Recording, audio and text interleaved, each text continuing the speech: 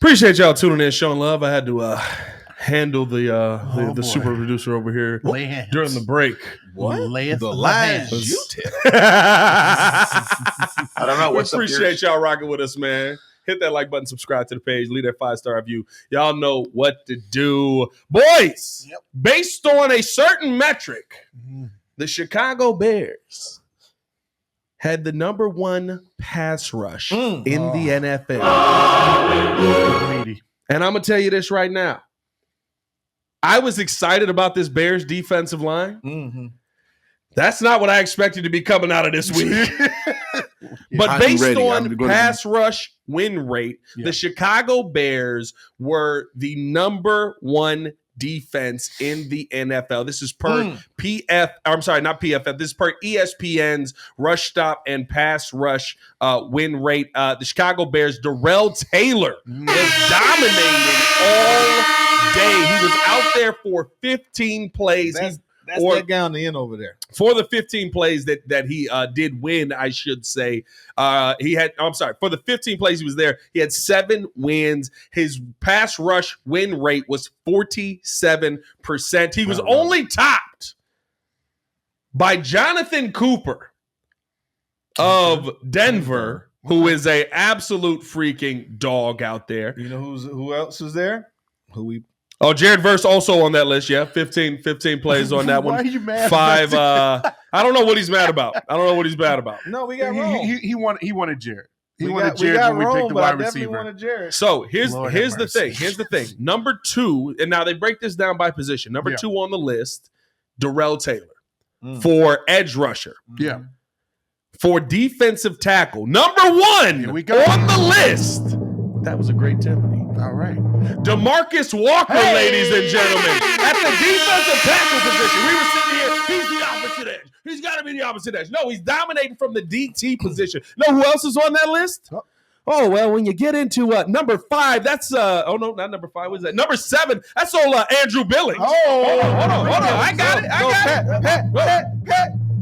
Tied for number 7 with Andrew Billings, if he would let me set it up. Jesus I did Christ. let you set it up. God dang it. Javon Dexter in that list as well. God, the Chicago Bears dominated at pass rush win rate. DeMarcus Walker won 60% of his pass rushes. Andrew Billings won 24% of his pass rushes. Javon Dexter also won 24% of his pass rushes. You guys have to remember this, though. That is on the interior. You're so bold. That is on the interior. I know what I'm talking about. What did I say? I wanted a rotation.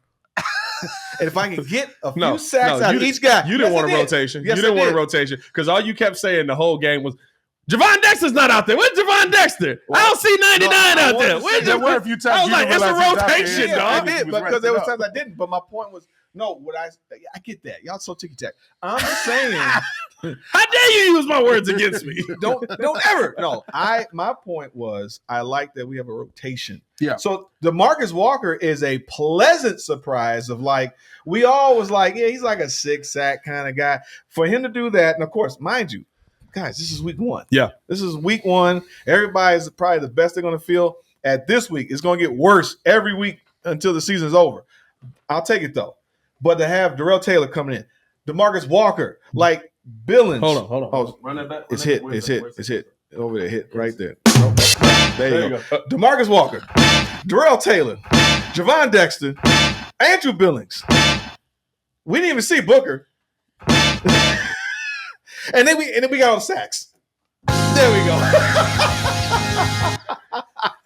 We got a rotation. But we were hoping that Booker would do kind of what Taylor's doing. He only got 4 plays. No, I'm just saying. You know what I mean? It was like Austin Booker was out there, and then it was like, well, Daniel Hardy's also out there. Daniel Hardy made some nice pressures. But and then on special teams, he makes the big play. You know what I mean? We're getting dogged. We didn't see Sweat do nothing, though. No, but that's the thing. The fact that we didn't see the main guy do anything and still be the number 1 pass rush. Because are they double teaming Sweat? Well, and this is the thing. That is the impact, right? They're sitting there looking at Montez Sweat going, he won't beat us, and that means no one else will beat us. And here's the kicker. Here's the kicker. What? Oh, here we go. Hayes is in here. JC 2 weeks away from his semi-annual haircut. Stop me in my tracks. Hey. That's all right, bro. I ain't gonna lie to you, my friend. It's true. It's like there's nothing better than that Bone Crusher moment, bro. That was amazing when he called you Bone Crusher. I love it. But no, like, here's the thing: we knew what Montez Sweat can do. We knew kind of what Gervon Dexter could do based on what we had seen, but you did want to see it in a real game. Yeah. But in the game, we saw double team on Dex, double team on Montez. We saw that multiple times because they don't want those two to beat you, especially Gervon Dexter, because he's in your face. He's doing everything. And then you still got to deal with the length when he puts his hands up. But the biggest thing that you got out of this game was Andrew Billings winning at the same rate because he was in the backfield all day. And when you have to deal with that third guy, all of a sudden you're in turmoil the rest of the day. That's how Darrell Taylor gets 2 sacks. And it's how Darrell Taylor's probably going to be that guy. I'm not going to lie to you. Going up against one of the best left tackles all time in the NFL this weekend. Tunsil? Well, yeah, he's a dog. He's a monster. He's a mammoth of a man. Mammoth of a man. Going up against one of the best defensive tackles out there, right? Like, I'm sorry, going up against one of the best left tackles out there. Darrell Taylor's probably not going to have the same impact this week. Can you keep the pressure up, though? Because if you go one-on-one with Laramie Tunsil and he kind of holds you at bay, but they have to worry that you're over there and you're creating pressure, now all of a sudden still opening things up for Billings in the middle, still opening things up for Dexter in the middle, right? Because Darrell Taylor's coming in as the big-name 2-sack guy. You feel a lot better, though, when you can say, yeah, but it's Laramie Tunsil over there. That's one-on-one. I know I can keep that one-on-one all day. Does Darrell Taylor change that? Is this the week where you try to get more Austin Booker in there? Because I'm not saying Austin Booker is going to go out there and beat Laramie Tunsil by any means. But I do think that his length, I do think that his surprising strength, like, I don't know if y'all have watched any of the Booker stuff, but like outside of preseason, but even in college, like he's like, you watch him go up against some dudes and you're like, he should not be putting that dude on his butt. Who was the number one left tackle in the draft this year? Alt? Yeah. Was it Alt? Are you talking about JC Latham? No, Latham. JC Latham. At the Senior Bowl, he was killing JC Latham. Yeah. He was like, I was like, my God, bro. Like, well, he's fast. He's tall. No. He was going through JC Latham. The length of his hand. He shouldn't be able to do that at 260. You know what I mean? That's great. Yeah. But the thing is it's a rotation, a collection of talent. So thank goodness if Darrell Taylor is the guy that we can, latch on to, and then if Booker becomes something great, because then next year we got to we still got to get this line. We still got to get this line fixed. We still need this center and this guard. Like, I'm still nervous. Wait. Over 200 in the chat. 200. Yeah, so coming fast with a hot and ready. I'm going to be. No, I think it's encouraging. Like, but we've expected the defense to be good. All we care about. We didn't expect the defensive line to be that good. Yeah. We expected the DBs to be that good. Nobody expected that. Coverage. Just the linebackers and the DBs. I expected Montez Sweat to be good. I expected Gervon to be good. I expected Billings to be good. But those were the three. You weren't expecting a name like Darrell Taylor this week. You weren't expecting a name like DeMarcus Walker to be back there as much. You weren't expecting for Daniel Hardy to have an impact on the defensive line pressure-wise, and also like those were the things you weren't expecting. And what it did was, and if you can maintain that this coming week, and that's the real question, can the Bears maintain that number one pass rush status? CJ Stroud is still going to be CJ Stroud. He's ridiculously freaking good. Yeah.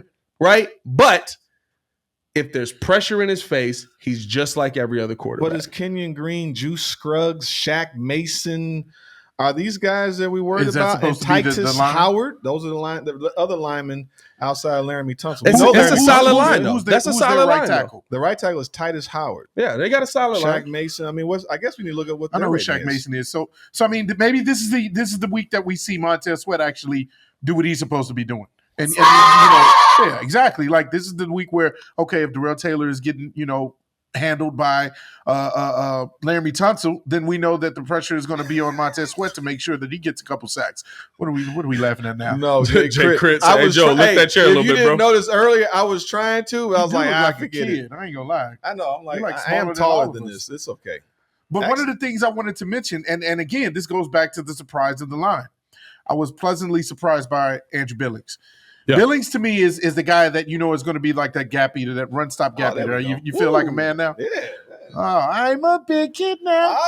There you go. There you go. Yeah, there you go. Shout out to my man, Mutt the General. What's up, baby? God. It's my man. Billings to me is a guy that I was trying to lower it back down. Trying to lower him back down. I was like, dang it, it's on the other side. Billings to me is a guy that you know him for the one thing. You knew he'd be a run stopper. Yeah, he's a run stopper. Yeah. Not at all did I think that he would be getting in the backfield the way he did. I saw a move one time where he spent around and just went past this guy easily. I was like, is this dude trying to be Aaron Donald this year? He's added to his game. I don't think Andrew Billings had this last season. Dare I say this defense's Akeem Hicks pickup. Also, don't you get me tingly. Don't you get me tingly. Okay.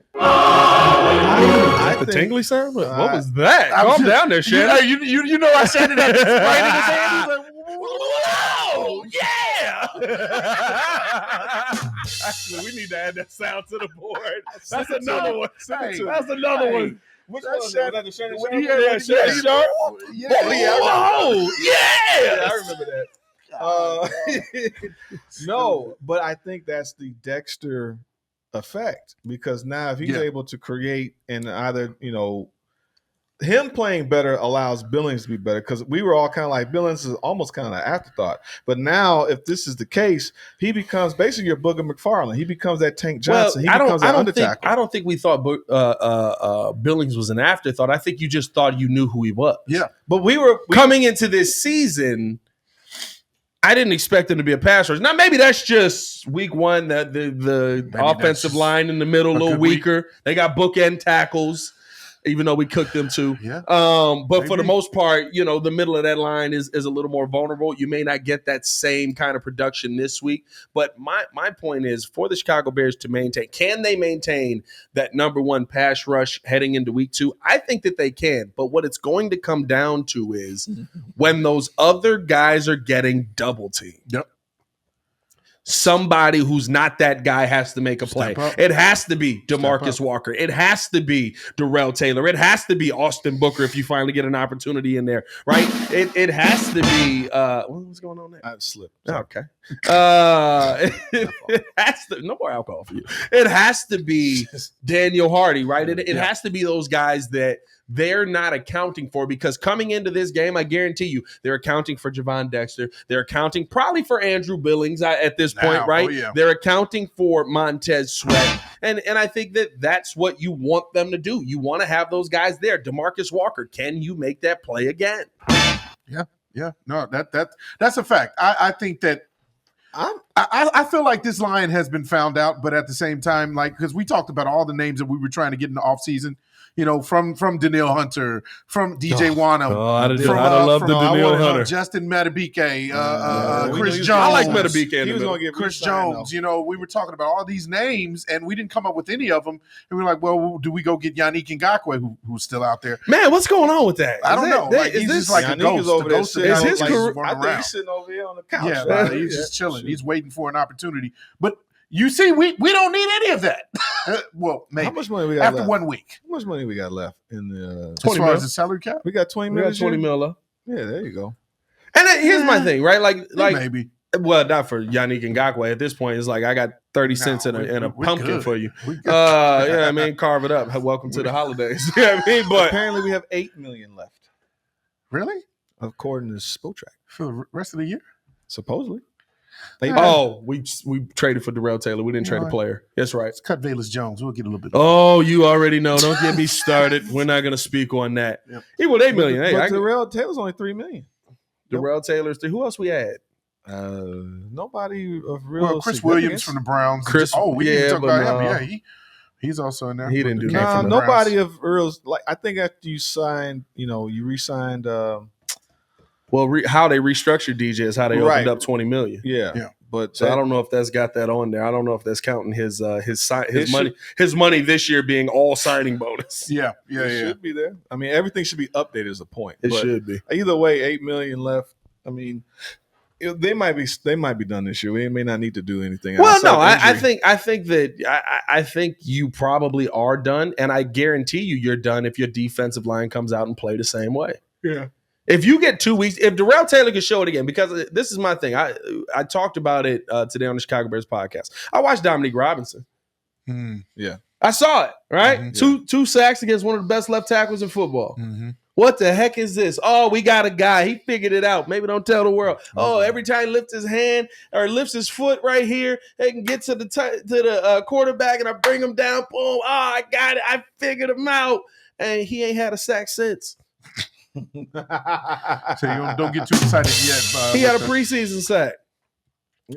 Hey, that's your boy. Well, here's the thing. You know Dom Rob gets you tingly. Don't try to play like Dom Rob. Oh, he's trying to play. Don't He's trying to play like Dom Rob don't get him tingly. Nope.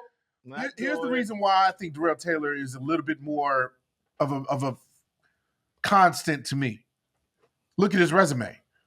Last year, what do you have? 5.5 sack numbers, sacks. yes. Sack numbers, yes. And the scheme was horrible for him. The year before that, 9.5 sacks. Outside linebacker and actually dropping back into coverage. Yeah, no, you don't use him like that. The year before that, he almost had 10 sacks. He had 9.5 sacks. So the numbers are there to show, hey, this guy has a talent. Yeah. Dom Rob didn't put none of that on film.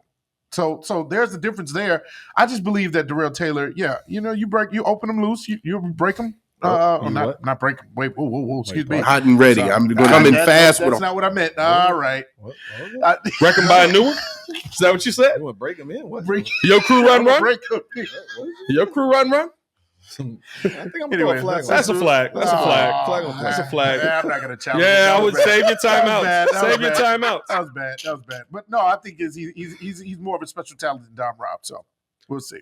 I would agree.